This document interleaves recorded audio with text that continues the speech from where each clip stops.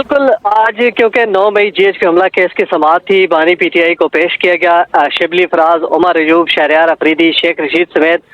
درجنوں ملزمان جو ہے وہ عدالت میں پیش ہوئے۔ بانی پی ٹی آئی کے ساتھ طویل مشاورت ہوئی تمام رہنماؤں کی، اور پارٹی رائے کے مطابق بانی پی ٹی آئی نے باضابطہ طور پر شیر افضل مروت کی جو رکنیت ہے اس کو منسوخ کرنے کا جو فیصلہ کر لیا ہے، اور باضابطہ طور پر پارٹی رہنماؤں کو ہدایت کی ہے کہ شیر افضل مروت کی شرابی جلسہ میں حرکت سے وہ خاصے ناراض ہیں، لہٰذا ان کی رکنیت جو ہے نا پارٹی سے منسوخ کی جائے، بلکہ ان کی ایم این اے شپ بھی واپس لینے کے لیے ان کو نوٹیفائی کیا جائے گا۔ اور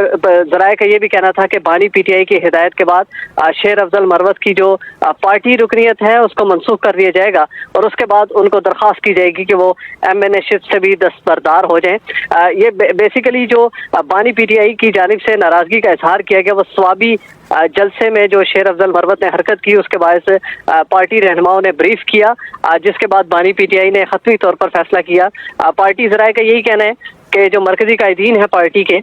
وہ کچھ ہی دیر کے بعد باضابطہ طور پر نوٹیفکیشن جاری کر کے شیر افضل مروت کی پی ٹی آئی کی جو رکنیت ہے وہ منسوخ کر دیں گے۔ جی